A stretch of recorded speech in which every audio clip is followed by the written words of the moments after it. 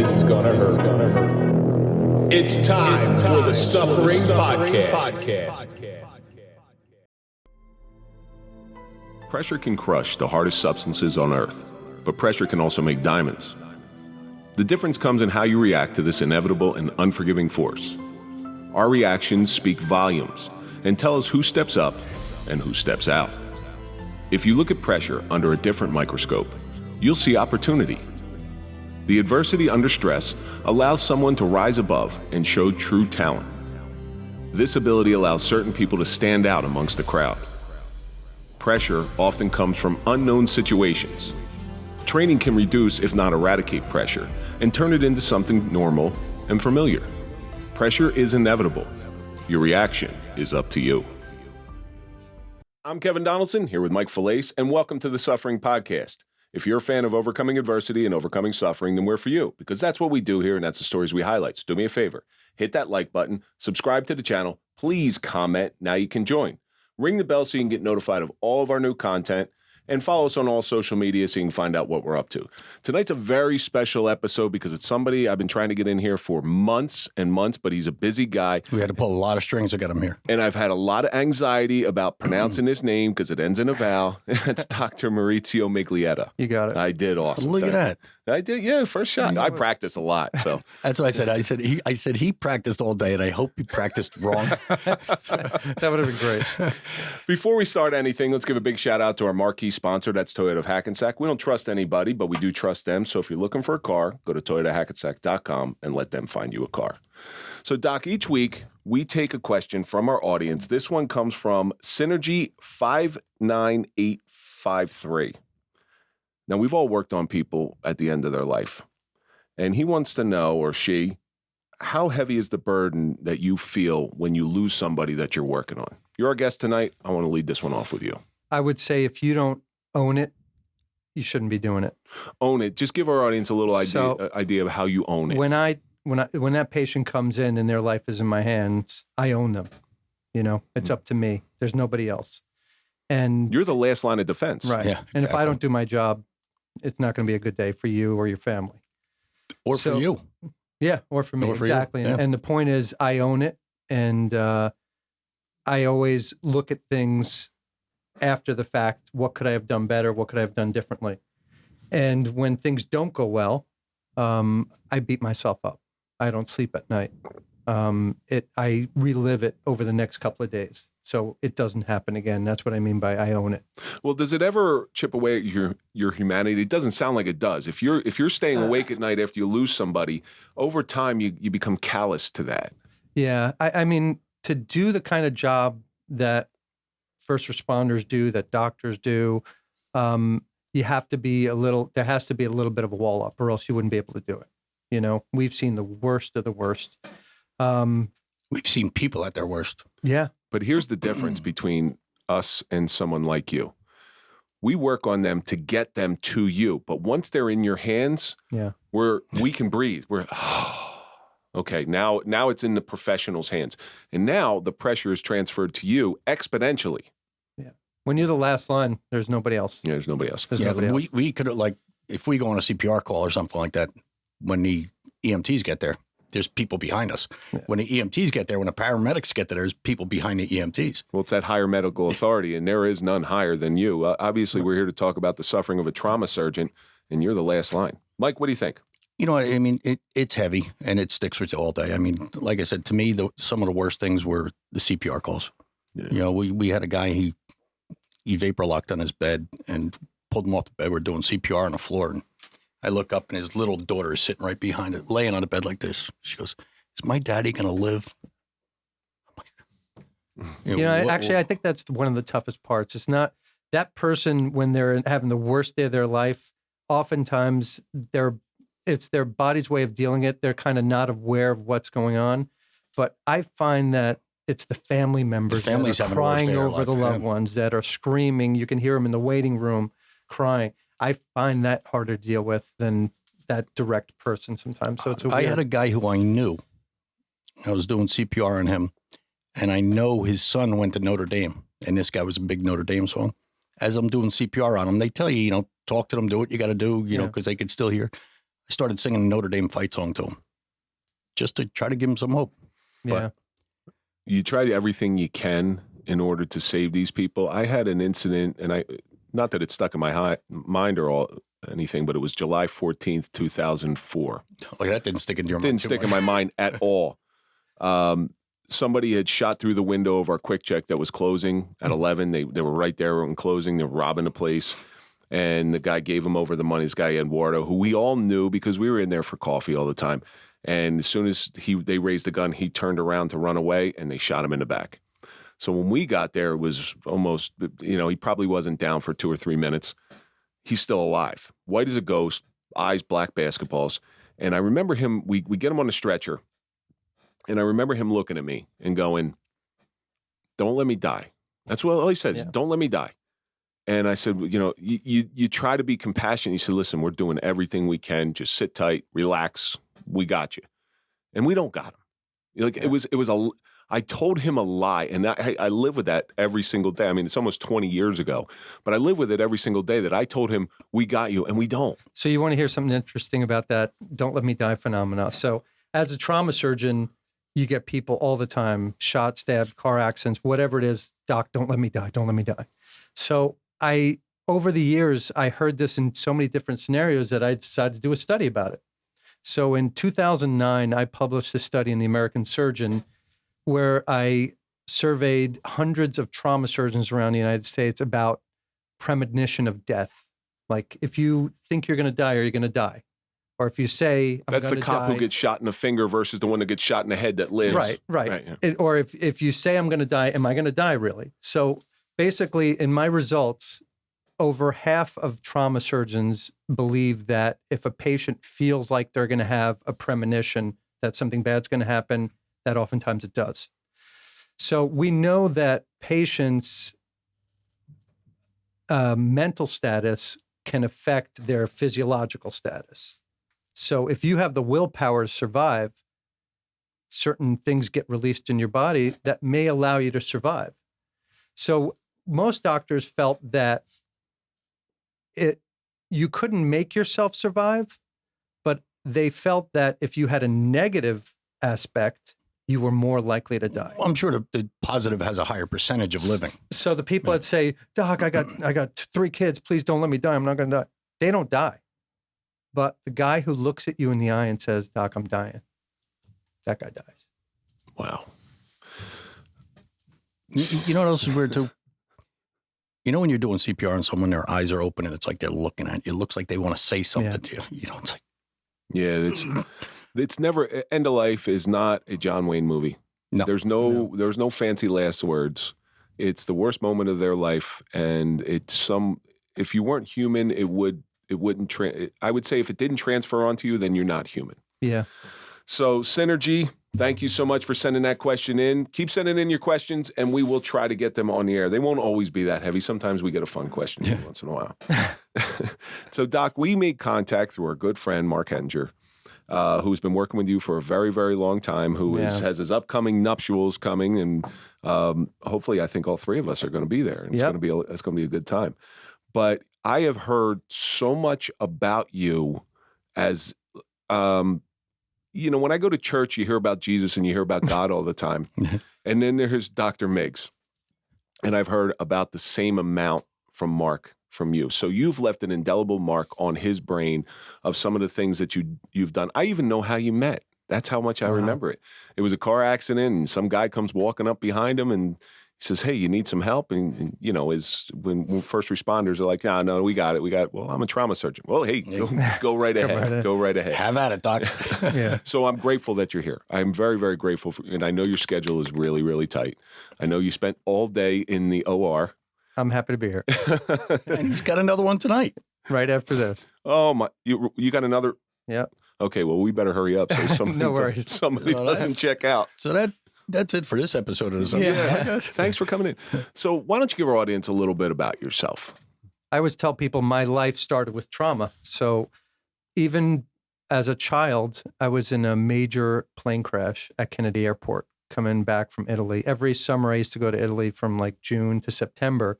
And September 15th, 1970, we were coming back from Italy, and the plane hit the runway, split in half, engines fell off. I have the picture. I'll show it to you. It's like 90 degrees off the side of the runway. Bad plane crash. I broke my collarbone. I've been in an explosion. I've been run over by a car 3 times. You made a Kevlar? Yeah, no kidding. My last day as a medic, I used to be a medic before I was a doctor. My last day in EMS was we were T-boned, flipped over, broke my shoulder, my hand in 3 places, went through the roof of the ambulance. So I've had some pretty bad stuff happen to me over the years. Your real name's not Steve Rogers, is it? So I figure I got like 1 or 2 more lives left out of my 9 lives. I think it's more like Clark Kent. The plane crash alone. So Mike and I were on a flight flying into Philly in January of 2022, and it was during a snowstorm. Mm-hmm. I have never been so scared in my life because we're coming in at 25 mile an hour wind shear just like this, and I'm looking at the runway and it's white. I go, what the hell is about to happen? And we hit, and you can feel us sliding. I don't know about you. I don't like flying. It's that loss of control. You know, I always say, me as a surgeon, I'm taking care of one person. You know, sometimes you get multiple casualties at the same time, but my hands, people are in 1-to-1 relationship.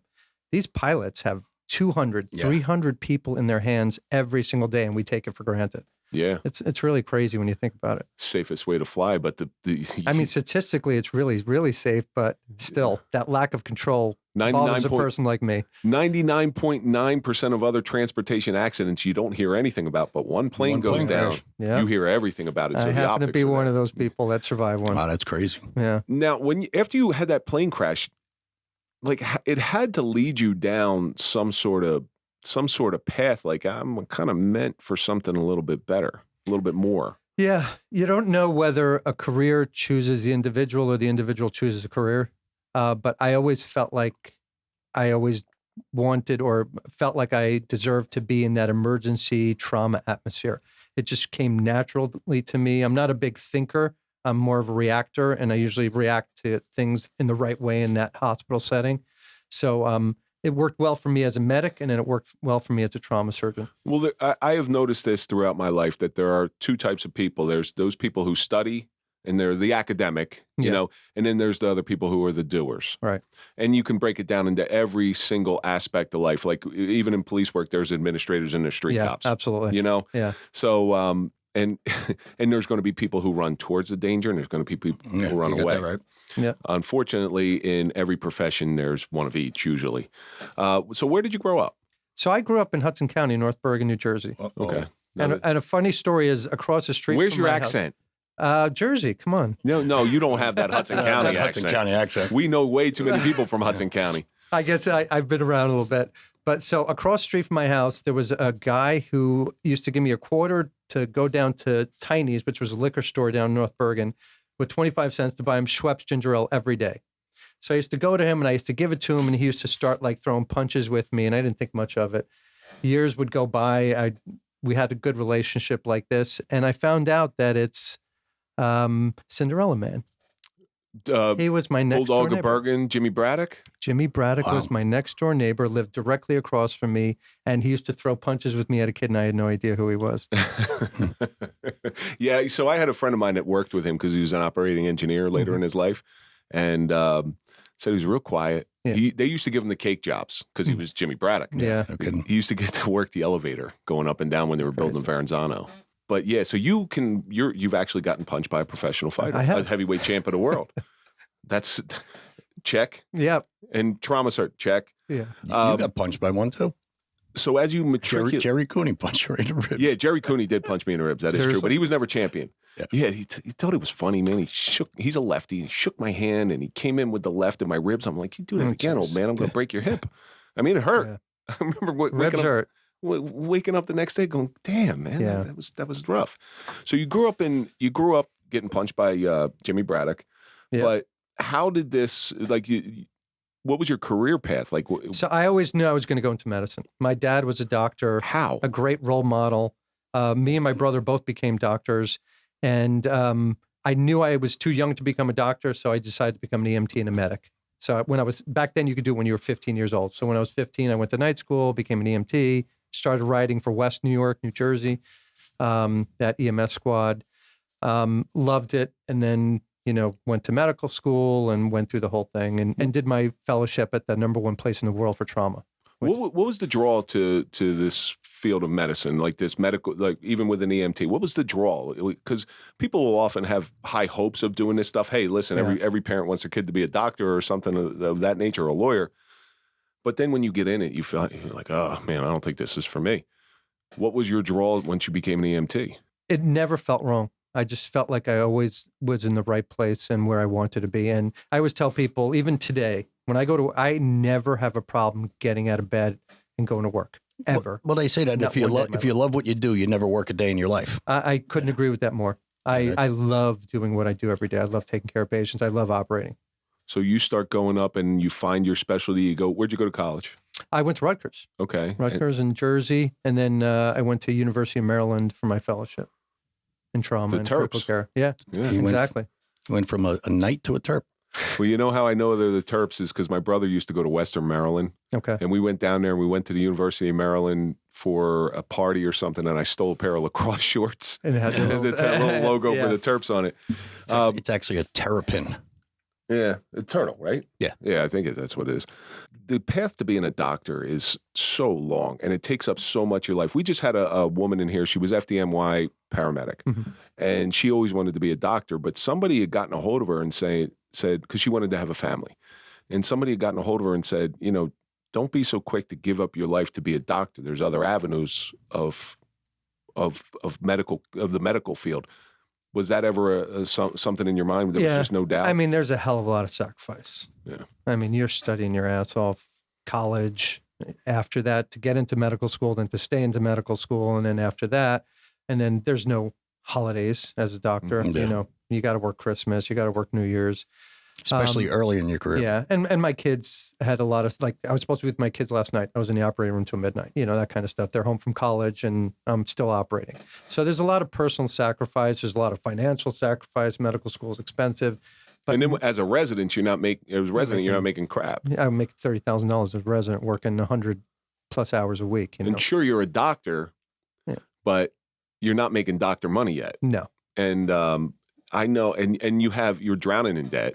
Yeah. So during your residency, do you have to start paying back your medical? You can be deferred. But, all your friends you went to college with who went into business school are making a couple $100,000, during that time while you're making $30,000 a year for many years. Now I'm sure. But again, I'm a doctor. Yeah. Yeah. But never had any regrets, never looked back. I love what I do. But I guarantee you didn't start this field for the money. No, you can't. Because if you're in it for just the money, you're in it for the wrong reasons. I mean, now doctors they used to live a really good life. Now you live a good life. It's not as lucrative as it was, 10, 20 years ago. Insurance companies aren't paying as much as they used to. They screwed us royally. Yeah. Which, that's the one thing you don't want to skimp on. No. Yeah, exactly. You can skimp on a lot of things in this world, but medical care, I don't know about that. Yeah, and the new doctors going into medicine, want 9 to 5 jobs. They don't want to be on call. They don't want to be on weekends. It's a whole different lifestyle now. I'm like kind of a dinosaur in terms of being a surgeon. Well, general practitioners could be 9 to 5. Right? You'd be surprised. Some surgeons are 9 to 5 now. Are they really? Yeah, but that's how they do it. So a general practitioner, even a specialty, they're always associated with the hospital. Like my urologist, I know he's always getting called out to Morristown and to do some sort of surgery. So I don't know what that does. Like, I don't understand the whole physician field. It's something that's very foreign to me. So it used to be that we were all in private practice. We hung our own shingle. We had our own staff. We paid our own bills. And then what happened is the insurance companies over the last 10, 20 years forced everybody to be employed by hospital networks and hospital systems. And you lose control of everything. And they did that so that the insurance companies can make deals with the hospitals to pay you a certain amount to control costs and stuff like that. And that ruined medicine, unfortunately. Yet they're still charging a lot for supplies. Oh, yeah. Yeah, I mean, they don't have a problem with that. I looked at the bill I was in the hospital a couple of years ago for one night, and I'm looking at the system's completely broken. Wow. We could talk about this for 10 hours, and we're never going to fix it. It's a bad system. Do you think it's just run by greed? It's run run as a business rather than something we should be doing for society. I think that's the problem. That's an interesting take on it. It's run as a business, Yeah. and not everything in this world, the business of police work. We've heard this before. It's not a business. No. It's a calling. It's something you do because you love it, and it's a lifestyle. There's benefits to it, of course, Now, you've worked through your residency, and there's many different specialties out there. Was trauma something that you always worked towards? Yeah, I always wanted to be I struggled between emergency medicine and trauma because they attract the same type of personalities where you want immediate gratification. You see something, you fix it, as opposed to, medical doctors have to think about it and see what happens over a couple of weeks. We want to take care of it right away. So there's no take these and call me in the morning. No. Take two and call me in the morning. Yeah. Exactly. Now, did being in EMT and a medic bring you into the trauma field? Like all the accidents you saw? And I knew I was going to eventually go into that, and I was itching, so that's what I did in the meantime. But I think it made me a better doctor seeing the EMS side of it and the pre-hospital side and what you guys go through on the field. That helped me a lot because a lot of doctors never see that. But there's also an adrenaline rush to it. Now, I know certain things that I've been told by your friend who's sitting in our booth out there. Yeah. You have some adrenaline rush things going on. Is that sort of the draw to trauma? I think it attracts the same type of personality. It's like you said, they run into the fire rather than run away from it. And, that's why since about 2003, 2004, I've always been involved in the law enforcement aspect of trauma and critical care and stuff like that. So I kind of do both things. So I know you're tied into the law enforcement community, which is kind of one of our connections here. You do a lot of things for law enforcement. What is so attractive about the law enforcement side of your field? I like to help people who are helping the world, helping society. You guys are keeping us safe. My kids are sleeping tight because you guys are out in the street. So that's how it started off. It was my way to pay back to law enforcement. And then as I became more involved, I saw the rush as well, and I saw the satisfaction of it, and that's why I eventually became a sworn law enforcement officer. I was going to say you're involved in law enforcement yourself, yeah. Aside from being a trauma surgeon. Yeah, because one wasn't enough adrenaline for you, so you had to go for some more, right? Yeah, it's a strange phenomena of seeing a gunshot wound victim and then 3 days later arresting the perp. I don't think that happens much with most people in this country.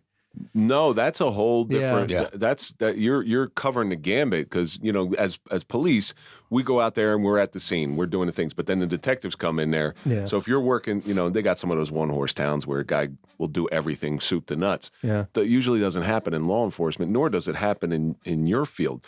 But your capacity as a law enforcement officer, is it because of your medicine background? I'm trying to find out what your connection is, or is that just something you just wanted to do? I think it was a parallel road that has some interconnections, and I chose to cross back and forth from each of them. And what's that done as far as, has it made you a better doctor to work in that field? Yeah, I think a couple of things have made me a better doctor. I think working with people who are selfless is a big deal for me. And I think anybody in law enforcement is selfless. That's what I was going to say. Anybody who's served our country is selfless. Any good cop is selfless. Yeah. Well, there's 3 reasons why you do anything: mission, message, and money. Right. And if you're doing it for the money, I'm sorry to say it's for the wrong reasons. Yeah. But that mission and that message, I mean, that's why we do a show, because we have those things. But I'm sure you've had some wins and you've had some losses. You've probably seen some of the worst trauma that you could possibly imagine. What if you could pick out one? I know there's always one that stands out. Yeah. What would it be? So I won't get too graphic with some of the things, but one of the stories that sticks in my mind was when I was in the South Bronx, and they brought in this couple of month-old baby that was backboard and collared, not crying, just sitting there staring at the ceiling, and its head was 3-4 times the diameter it should have been. And ultimately learned that his dad has grabbed him by the legs and was banging him against the wall so hard that his skull fractured and he had big bleed in his brain. But he knew that if he cried, he would get beat up more. Get hit again, yeah. That's sad. So he was sitting there in a backboard and collar. Nurses are crying, looking at this little kid. Just horrible, horrible night. And we take x-rays of the kid, and he's had healed fractures, and he's only a couple of months old.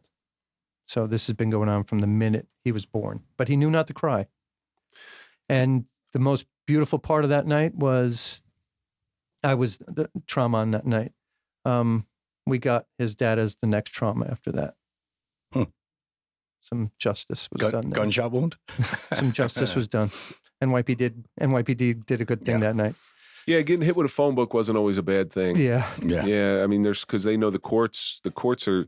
So here's the sad part about that. Yeah. If he goes to say he gets locked up for child abuse, but then he shows good faith and goes through programs, he'll get that kid back when he should have never been a father in the beginning. Yeah, exactly. Right. You know, there's people in this world who try and try and try, and they'd be great parents. I have many friends who can't have kids, and they'd be wonderful parents. Right.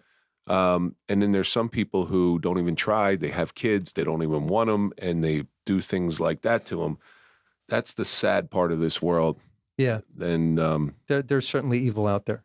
now, See it. And that was one of the tough things in law enforcement, too. You had to, if there was any kind of child abuse, you had to treat the abuser like a treat them like a real person in order to get them to talk and fess up. And you're sitting across the table, you just want to reach across and grab them by the throat. when you're transporting them, though, that's what they make waffle jobs for. Yeah, exactly. But you know what? That really bothers me as like a doctor as well. So as a law enforcement officer, I arrest pedophiles. There's quite a bit in our task force. I don't know how you control yourself around that. But the thing that kills me as a doctor is that's normal to them. Just like we love women and we are attracted to women, and it's completely. I heard some things. Yeah, I mean, they'll tell so you. we love a certain gender. Let's be politically correct. We love a certain gender, and that's perfectly normal in their mind. That's perfectly normal. That's what they crave. That's what it feels normal to them. That's what satisfies them, and that's the disturbing part. So we were talking about waffle jobs. I don't know if you know what a waffle job is. I'm not familiar. Okay, so there used to be cages in the cars. Oh, yeah. And if somebody's being combative, you don't have time you're not going to reach in there and seatbelt them. So you just hit the gas and stop and boom. And you shut them up. Little waffle face, right? This was the days before cameras in cars and stuff like that. It was a good time. Yeah. You know, the little street couldn't justice. stop the car. You can't hit a guy that's in handcuffs, right? So you couldn't get out and do anything like that. So you give him a waffle job. Yeah. No, but you could make his thumbs touch the back of his head in handcuffs, and that. You can have a camera right on. But it's street justice. You try not to be the judge, jury, and executioner all in one. But there are certain times where you're biting your lip. You're like, you son of a bitch. Like, what did you do? And we're helpless at that point. We got no power. Just like if that person who did that to that kid, the trauma kid, you have to treat them like you have the Hippocratic Oath. You have to. And you had to give that day. You had to give the same care to that kid as his father who came in. That's nuts, isn't it? Yeah. You can't just sit back and say, I think we'll make it. Yeah. Again, take 2 of these and I'll see you in the morning. Exactly. But then you had some wins too.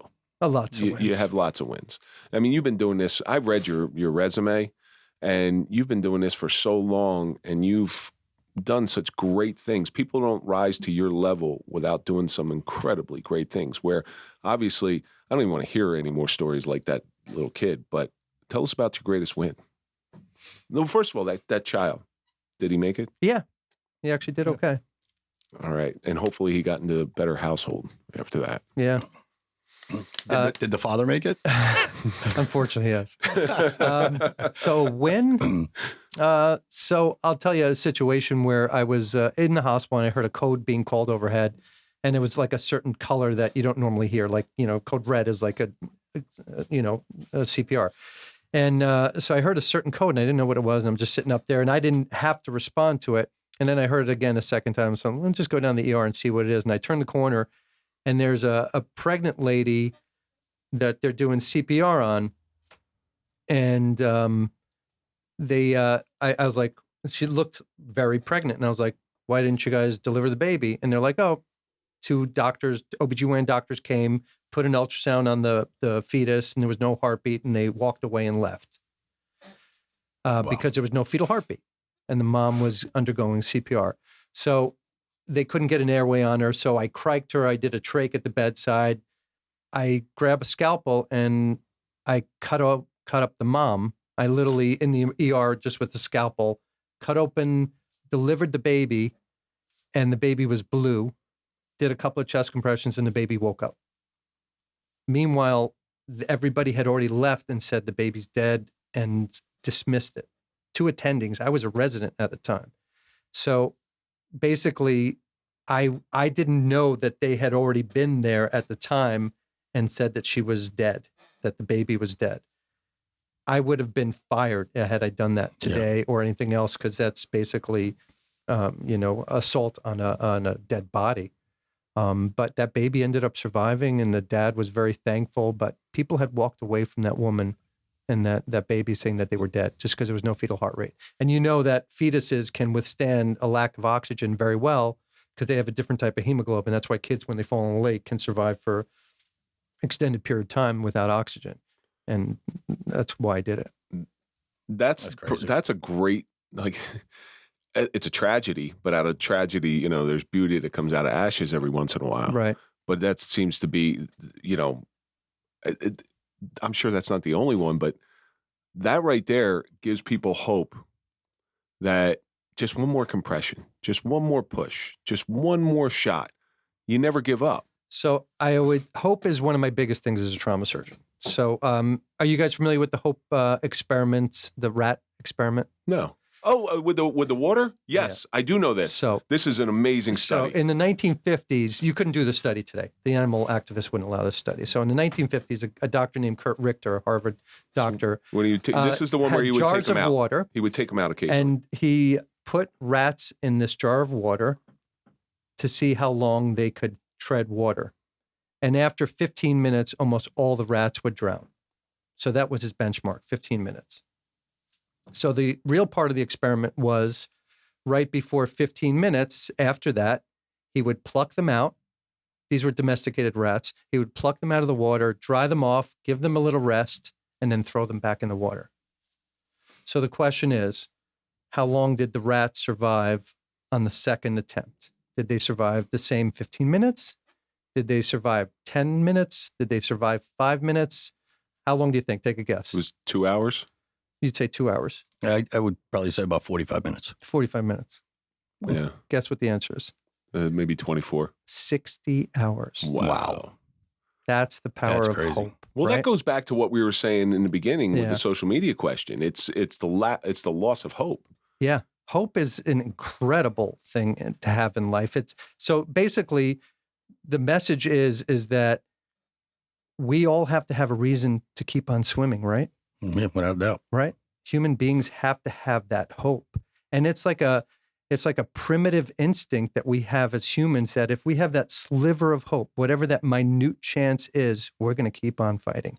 So somebody told me hope stands for hold on, pain ends. Hold on, pain ends. And that's what it is. It's just, I saw a picture the other day of a guy digging for diamonds. Like these two guys, one on top of each other, they're digging for diamonds. One guy is within a sliver of hitting the big diamond cache, and he's walking away. Where the other guy just keeps going, and that's the guy that finds the diamonds. And it's just one more time. But that one more time has driven a lot of people insane. That one more time has killed a lot of people because they don't want to give up. But I would venture to say that there are times. Has there ever been a time where you've felt like, I can't do this? Where you lost hope? I've had a lot of personal things happen in my life, tragedies. I've had a lot of political, hospital-related politics things, people stabbing you in the back. Everyone goes through it in their life. But I've never had the point where I didn't want to be a doctor. I didn't want to be a surgeon. I didn't want to do what I do every day. It's the other shit that really messes things up. The politics, the insurance companies, all that. So it's the clowns, not the circus. Yeah, exactly. You when you finally retired, hopefully you never do, because it sounds like you're doing a fantastic I still have job. some juice in me. Yeah. When you shuffle off, you're going to miss the clowns, not the circus, because that's what we say about police work. I don't miss the craziness of the administrative bullshit. You miss the guys. I miss the guys. Without doubt. Yeah. Some of them. Not all of them. Some of them. Some of the guys I wouldn't give 2 cents for. Yeah. But that's just there's always those. That's just my jaded. I saw a couple of them the other day, and they're like, hey, you used to work with them. Why don't you go over and say hi? I said, no, that's right. They see me too. They want to come over and say hi to me. They can come over to me. So you've reached some political heights too. You've been director I know you do stuff. You do some.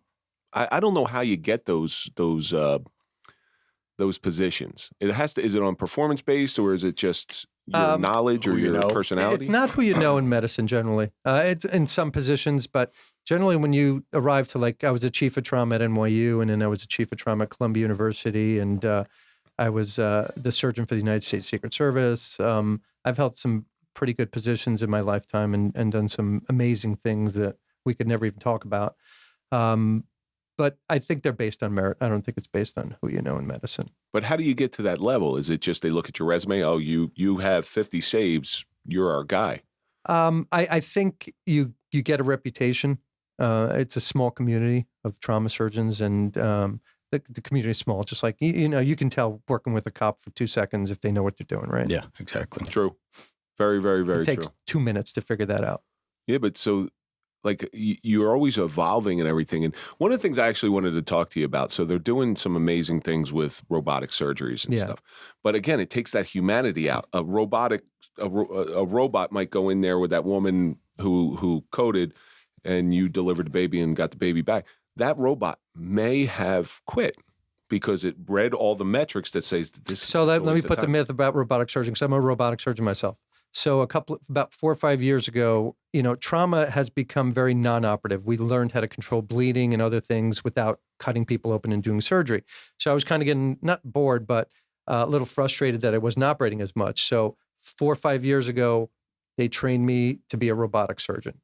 And there's a lot of myths about robotic surgery, but basically I'm controlling it. I was going to say the surgeon controls the robot. So I'm sitting in a 3D high definition area across from the patient using my arms and legs. So now I have 4 arms that are going into the patient, and I'm controlling every single movement. So when you hear robotic surgery, it's not true robotic surgery. It's just assisted. You're not really hands-on. Exactly. You're not hands-on. Physically hands-on. You're able to move your hands or the robot hand in certain directions that the human body would never be able to turn around. I could be suturing up, and I could flip my screen so that I'm suturing down. I can work in a hole that I would never be able to suture in with my hand. It's just really, really amazing. That's cool. Yeah. And now with artificial intelligence coming into medicine, it's a really exciting time. I think it was, I was just watching something. I think it was William McKinley. When he got shot, he died 10 days afterwards. And the reason he died is because some of the bullet fragment was still in there, and it was in a spot where they couldn't get to. But it sounds like that robotic surgery could have done something. The bullets are not the problem. Bullets tend not to get infected. It's the wounds. So basically, when you're shot, the heat from the bullet and the primer leaving the gun is not enough to sterilize it. And you've touched the bullet anyway. So then the bullet is going through your clothing, which is not clean, and dragging it through the wound. Then the bullet typically either comes out through an exit wound or it gets lodged in muscle or bone or something like that. Those almost never get infected. We can leave those bullets there for years and they're not a problem. It's this clothing and the other stuff that's caught in the wound, usually the entry site. But we really don't see many wound infections. We don't. So what probably happened in that case, it hit an organ or hit a piece of bowel, and then there was leakage of bacteria. But most you never see gunshot wounds that get infected. You really don't. So from your experience, somebody comes in with a gunshot wound, and you can sort of look at it, and you can pre-qualify it like, okay, this is going to be all right. So you can't. That's not necessarily true. I've seen people shot running in the ankle, and the bullet goes right up their leg into their chest. So that's why when you come in, the first thing we do is take off all your clothes and lift up your armpits, look in your crotch, because those bullets travel in amazing directions depending on whatever resistance of the tissue that it's going through. You should have sat on the Warren Commission. You could explain the magic. Exactly. Well, so from your experience, I don't know if you've ever looked at it. This is an interesting question. I'm a big fan of history, so I have to ask you this question. Oh, yeah. The magic bullet theory. Is that possible? So I think there were a couple of variables with the Kennedy assassination. One is that he was wearing that girdle that kept him erect, right? He had a lot of terrible back from issues. 109, yeah. And he had something, a buttress that basically kept him. So when the first time he was shot, he probably would have just fell over. Or if he had heard a gunshot wound, he probably could have even fallen over earlier. So that was one issue with it. You know, out of all the things I've watched, nobody has ever brought that up. They never bring up the girdle thing. No. Yeah. And I knew he wore one. Yeah. I think that was one of the major issues. I think he would have fallen down after the first shot. I used to know somebody who was on PT 109, who was on it with John Really? Kennedy. Yeah. Wow. I mean, he was a really old man when I knew him, but And, you know, now like that Secret Service agent who was on the assignment is coming out saying, you know, it wasn't one shooter. oh yeah, I mean that's The been older going guy. that's been Yeah. going back and forth. But now you have somebody who was on the detail saying something. that's well, I saw that movie with Clint Eastwood, wasn't he there? No. So that bullet traveled, and it's interesting what bullets will do because they really will do magical things. I've seen it firsthand too. But that bullet went up, down, and then it landed. But in that's when Connolly's. it hits something, Yeah. you know? When you see a full metal jacket bullet will go through someone, turn 180 degrees and come out backwards. I mean, they'll hit off bone and change trajectory, but midair, generally most high velocity bullets go in a straight line. So You know? I've been to autopsies before of someone that was shot. And they stick something in them and trace the bullet. Yeah. Yeah. That's amazing. That is amazing. It all comes down to velocity with bullets. It's that simple. Low velocity bullet leaves a cavitation 2 to 3 times the diameter of the bullet. When you get a high velocity over like 2,000 feet per second, you're talking 10 times the diameter of the bullet. So that's why even though it's the size of your pen, the bullet, you're like, how the hell can that kill someone or cause so much damage? Faster than the human eye can see for that millisecond, it's being stretched out 10 times the diameter of the bullet. Yeah, if you've ever seen a high velocity round go into the ballistics jelly. Like the jelly, yeah. Yes. Yeah, and you just watch it, that's what your body. That's what you're not appreciating because the human eye won't see it. Yeah, that's pretty interesting. So That's sharp. you're not only an expert in repairing, but you're probably pretty well versed in the damage that most bullets can do. Like, that was a 9mm, that was 45. I've seen it all. 223. Yeah. Yeah, we love taking them out and then just like we take them out of patients. Only when if they're floating around is the only time we take them out. If they're lodged in something, we leave them because we're going to cause more damage going after it. So I love taking it out and hitting it in the pan. You hear that ding and everybody starts laughing in the room. Well, so getting back to the Kennedy assassination, the bullet was on the stretcher with him, the perfect bullet. And I used to think it was total. I'm like, because I knew enough about shooting. I've been shooting a gun forever. And I was like, there's no way but that same guy I was telling you about that was shot. So we're working on him behind the counter. And I look over and sure as shit, there was a bullet sitting right there. Get out. I'm not kidding. I don't think I've ever seen that. There was a bullet and I take a cup and I put it right over the bullet, right? To preserve the scene while I'm working on the guy. Right next to him, I go, hey, I'm working on it with hey, Sarge, here's the bullet right here. He goes, no. Sure enough, there it was. That's extremely rare. Yeah. It was.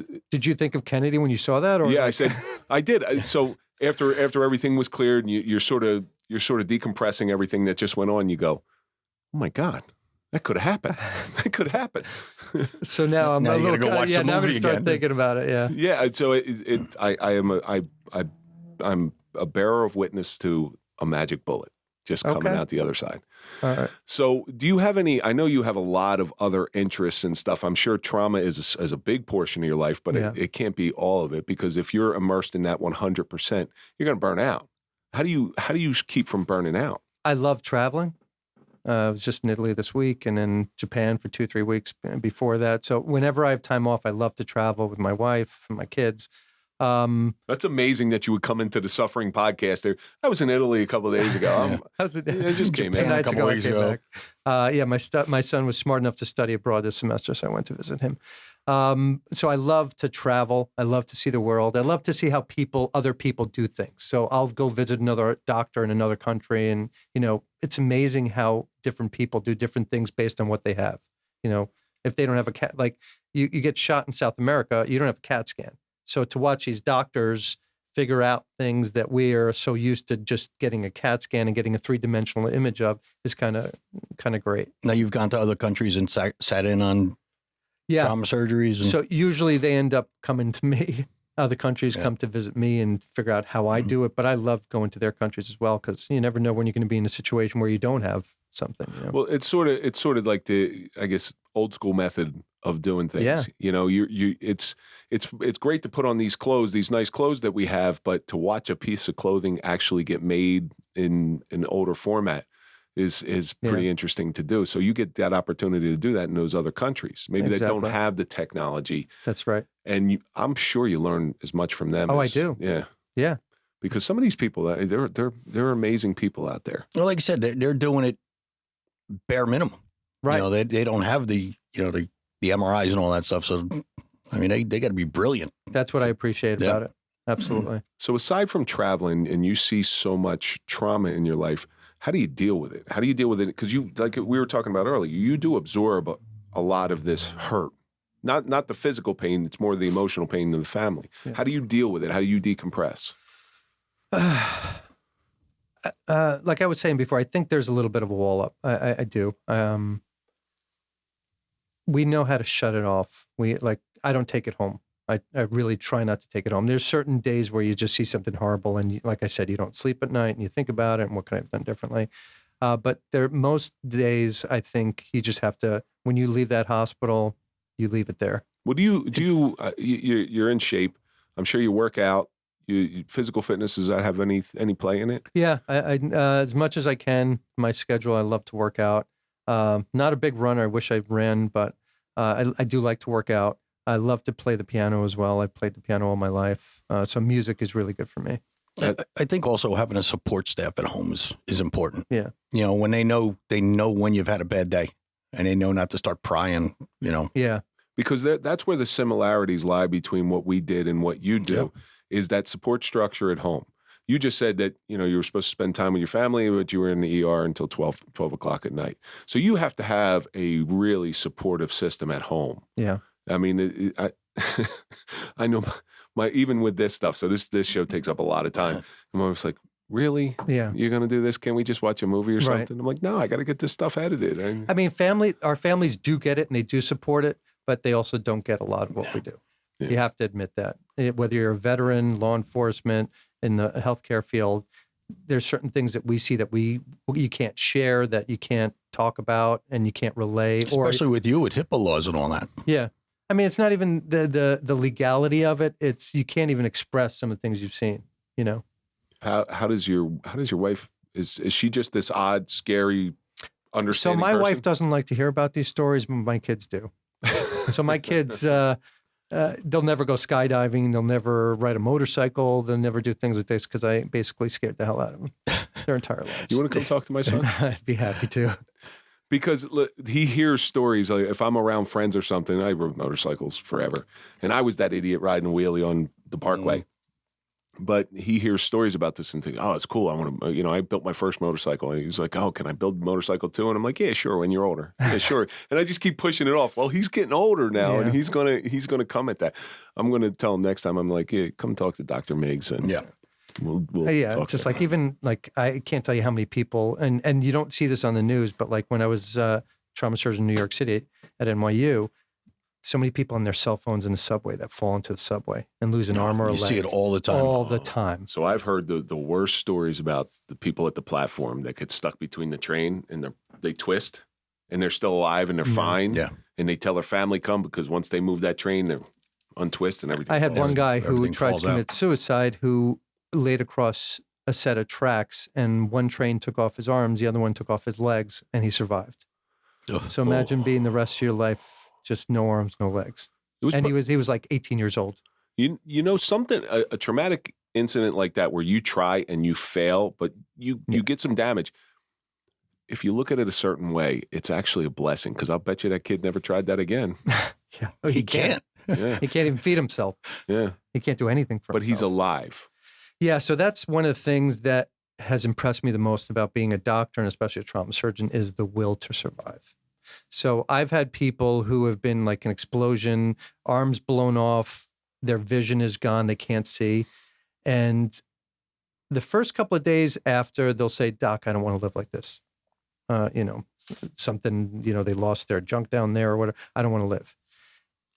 100%, not even 99.9%, 100% by a week out, everyone wants to live. I've never had one trauma patient in my life 1 month, 2 months, 3 months later saying, why didn't you let me die? I wanted to die.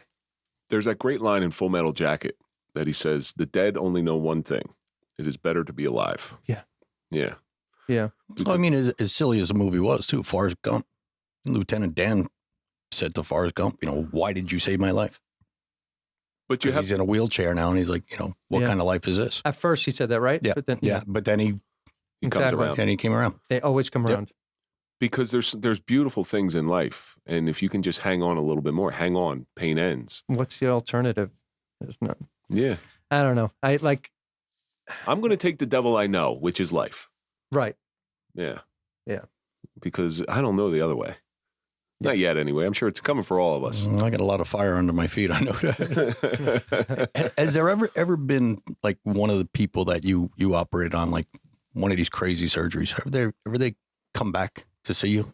To like come back and meet you after it, and like it was like a thank you type thing? Yeah. I've had one of them was this woman who was mowing the lawn. I guess this guy had his wife mowing the lawn, and she must have. What kind of man makes his wife? Come on, we're starting off a smart man. So she's cutting the lawn, and she like cuts her leg a little bit. And she was pregnant at the time, like a couple of weeks pregnant, and she cut her leg, but she developed this massive infection from the blade hitting her leg and went into septic shock and was intubated in the ICU for weeks. And I ended up saving her life after several surgeries. What? Did you hear the way Doc just said that? He goes, I ended up saving her life. It's a Tuesday. That's all it is. Then the husband was mad at her. Doc, what'd you do? But I love when patients, like even years after, like she was pregnant at the time, and on the operating room table, she aborted that fetus that was 10 weeks on one of my operations with her. And I remember like taking out the baby that was like 10 weeks old, and I was like, oh shit. But at least she was alive. And what was nice is like 2 to 3 years later, after she eventually made it home after months in the hospital, she sent a picture of her new baby and, thanked me for being there. That's cool. That makes it worthwhile. That's what I said. Like if you have a CPR safe, we had a CPR safe. The lady was 43 years old, and when we saved her, when she got out of the hospital, we all went to go see her. And she was, to this day, whenever I see her, she says, this is the guy that saved my life. Yeah. It's a good feeling. It's a great feeling. Yeah. So our good friend, Dr. Eugene Stefanelli, said a quote that is stuck in my head now. It's a quote by Voltaire. Mm-hmm. It says, to restore a human being back to health is as noble as to create. And that sounds like what you're doing right now. It's got to be an enormous sense of satisfaction. I know you do things, you seem like a giving person. You like doing this stuff. You like bringing life back. But at some level, we all have a little bit of selfishness in us. Yeah. And at some level, you do it because of the feeling you got. It's the same reason somebody will put a needle in their arm or put something up their nose or take a drink. It's the same feeling. It's a personal satisfaction. Yeah. Yeah. It's our drug. Yeah. Yeah. It really is. And I hope you do it for many, many years to come, especially if you ever see this face looking up, just, let it go. Yeah. I want to be operating until I can't operate anymore, put it that way. Well, you don't look that old, so I'm sure you got plenty of time left. It's either you're taking really good care of yourself or you got some sort of magic 54. surgical drugs. Yeah. See? Yeah. Oldest guy in the room again. I plan it that way. You got any plugs you want to throw out? We do. We work with a federal law enforcement agency that we support. It's called the Mobile Trauma Unit. My friend Mark out there that I've known for 20 years. Basically, we take care of law enforcement, whether it's federal or local. We provide training.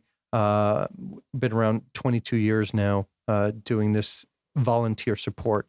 And in our heyday, we were doing incredible things for the federal government that you could probably write books about that affected world politics. But at this point now, we do a lot of training with the Mobile Trauma Unit and still do some missions, but done very good things. And you could read more about it on the website. I think they need a real good trauma surgeon in Tulum. In Tulum. Tulum. Well, can you give the website out again? It's mobiletraumaunit.org. Mobiletraumaunit.org. We'll put a little lower third there. So, Doc, we are coming to the end of this thing, and you have seen things that are the stuff of nightmares. You're like Final Destination stuff. I know you have. People's and families' worst moments. Yeah. When you see me, it's your worst day. Oh, yeah, without doubt. Uh-oh. Yeah, rephrase that, please. Yes. Yeah. When your patients see Andrew, you. cut that one. Let's do it. No. That's gonna be when you see me, it's your worst day. So anytime Doc comes in your door, it's like, oh. Yeah. Don't have them over for dinner or anything. But if you've spent this entire time as a trauma surgeon for 30 years, okay, you've learned a thing or two. And whatever you've learned is ultra valuable because you still have a love for it. What is this suffering of being a trauma surgeon taught you? I think if you can spare someone from having the worst day of their lives, that's a gift. It really is. If you can spare a family losing their loved one, there's nothing better than that. We've all lost somebody in this room, or we know someone who's lost somebody, and it's just the finality of it's just horrible, and you can't bring it back. So I'm the person at that moment that, if I do my job right, is bringing you back and bringing you back to your family. I'm certainly glad there's people in the world like you. You know, I was going to say, Doc, thanks for all you do, but mainly thanks for caring. And I think that's why you're such a good doctor, because you care. You know, I've had some health issues in my life. As you get older, you have some health issues, and I think that's what made me the best doctor is being on a gurney in one of those gowns that with your ass hanging out, and that makes you a better doctor too. There was a movie years ago with William Hurt called The Doctor, and he was this doctor who put this wall up and was so callous by whatever he sees. He was probably in his mid-50s, early 60s, and he gets throat cancer. And all of a sudden, he has to become the patient, and he looks at things from a different angle, and he beats it, but it totally transforms the way that he lives his life. Yep. Yeah, so looking at things from both sides is always... Exactly. Gives you a different perspective. Yep. Doc, thank you so much for... My pleasure, guys. For giving us some time. I know your time is extraordinarily valuable, but I do appreciate you coming. Glad to be here. Thank you. Pleasure meeting you.